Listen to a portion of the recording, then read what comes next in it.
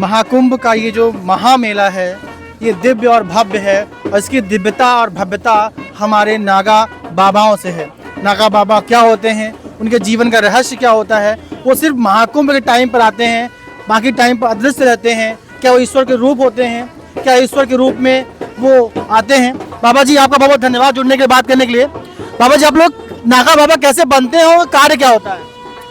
देखो नागा बाबा जो कैसे बनते, मतलब वो जो बनते हैं ईश्वर का कृपा से बनते हैं। हर कोई नागा बाबा नहीं बन सकता, अगर बनता भी तो अगर झूठे खबर फैला रहा है तो भी वो गलत है, वो फंस ही जाता है। तो नागा बाबा जो बनते हैं पहले तो 12 साल परीक्षा लिया जाता, तपस्या करा जाता है, तब जाकर नागा बाबा को दीक्षा दिया जाता है।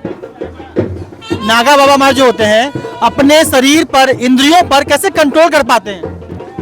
देखो इंद्रियों पर एक तो विभूति है, विभूति मतलब जो राख, मतलब जो अपने इंद्रियों में जो काम शक्ति है वो सब राख बना देता है विभूति लगा करके तपस्या करने से। और तपस्या से ही अपने इंद्रियों को काबू करते नागा साधु, हर समय तपस्या में लीन रहते। ये तो कुंभ मेला आए दर्शन देने के लिए, इसलिए थोड़ी बहुत आँख खोल लेते, नहीं तो अपने भजन में लीन रहते हैं। बाबा जी आप लोग रहते कहाँ हैं कुंभ के अलावा? कुंभ के खत्म होने के बाद जिसका मठ है, मंदिर है, वहीं पे रह करके अपने भजन साधना करते हैं। और जो लोग अपने इच्छा अनुसार वो बोले अखड़ा से अलग होना है तो जंगलों में रहते हैं, तपस्या करते हैं, गुफाओं में रहते हैं। और खाना वाना भोजन कैसा क्या होता है? भोजन तो एक टाइम पाते नागा साधु, बस एक टाइम खाना खाते हैं? हाँ। अच्छा, सनातन धर्म में नागा बाबा जो होते हैं वो धर्म की रक्षा कैसे करते हैं? धर्म रक्षा तपस्या से होता, राजनीति से नहीं।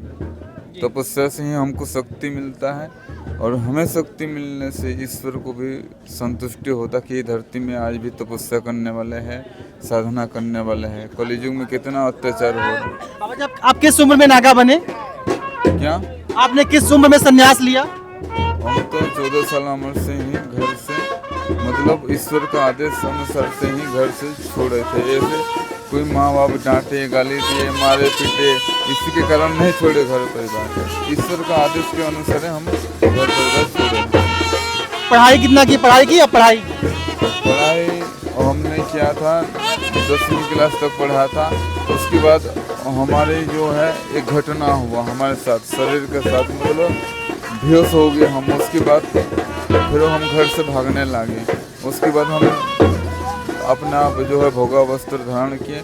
उसके बाद हम सबसे पहले हरिद्वार आए, उसके बाद निरंजनी अखाड़ा आए। निरंजनी अखाड़ा में पता चला कि यहीं साधु संत को दीक्षा दिया जाता है और नागा साधु बनाते हैं। मेरी तपस्या करने की इच्छा तब से जागृत हुआ जब हमने स्कूल जाते थे तो सबके बारे में हम सुनते थे। कोई बोलता था इंजीनियर बनना, कोई बोलता था डॉक्टर बनना, कोई बोलता था कि मेरे को विदेश जाना है। अरे विदेश जाने डॉक्टर और इंजीनियर बनना होता तो फिर भाग दौड़ क्यों करना पड़ता? शांति के लिए तो बैठना पड़ता है। ये चीज़ मैं बचपन से अनुभव करके मैं पढ़ा लिखा में मन लगता था, लेकिन हमने ये नहीं कि नहीं आता था सब कुछ आता था, लेकिन मन हमने जानबूझ करके मन को शांत करने के लिए हम ध्यान में बैठ जाते थे। पढ़ने लिखने की जगह में हम ध्यान में बैठ जाते थे बचपन से। इतना वैभव सब कुछ देखने के बाद क्या आपका मन नहीं करता हम भी ऐसा जीवन जिए, वैभवशाली जीवन जिए? ऐसे इच्छा नहीं हुआ, क्यों बचपन से जो इसी रूप में आ गया तो कैसे उसको सांसारिक जीवन में अच्छा लगेगा। अमृत स्नान जब आप लोग करते हैं तो क्या होता है महसूस आपको? महसूस क्या होता है? अमृत स्नान करने से शक्ति प्राप्त होता है, तपस्या बढ़ता है।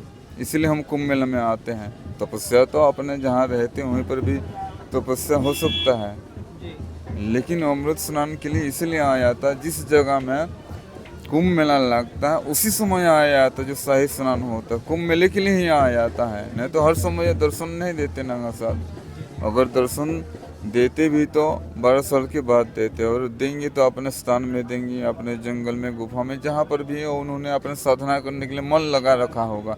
और मन ना लगे नागा साधु का, चाहे कुंभ मेला हो, चाहे अखाड़ा हो, चाहे किसी भी जगह में हो, त्याग देते हैं। मन नहीं लगे तो उनका मन लगना चाहिए तपस्या में। क्या कभी आपको अपने घर बार की आ जाती है याद, घर माँ बाप की आ जाती कभी जीवन में? घर परिवार याद नहीं आया, क्यों? हम 14 साल की उम्र में गिरने के बाद तो सिर पे चोट लग गया था, तो उसके बाद घर परिवार अपने आप ही घर में ही रह करके घर परिवार को पहचानना भूल गए। तो घर वाले बोलने लगे कि पागल हो गया, ये हो गया। तो फिर बार बार घर से भागने लगे। मैं सोच रहा था कि भागना नहीं चाहते फिर भी बार बार क्यों भाग रहे हैं। तो पता चला कि कोई इसका लक्ष्य अलग है। बहुत बहुत धन्यवाद आपका बात करने के लिए। ये हमारे नागा बाबा हैं और हम लोग प्रयागराज महाकुंभ में हैं और ये अद्भुत है, अद्वितीय है। इस महाकुंभ की जो छटा है, जो एक स्वरूप, सुंदर स्वरूप है, हमारे नागा बाबाओं के कारण है, हमारे महंतों के कारण है, संतों के कारण है। ये महाकुंभ में आइए, ऐसे संतों का आशीर्वाद लीजिए, दर्शन करिए, आपका जीवन धन्य हो जाएगा। जय हिंद, जय भारत।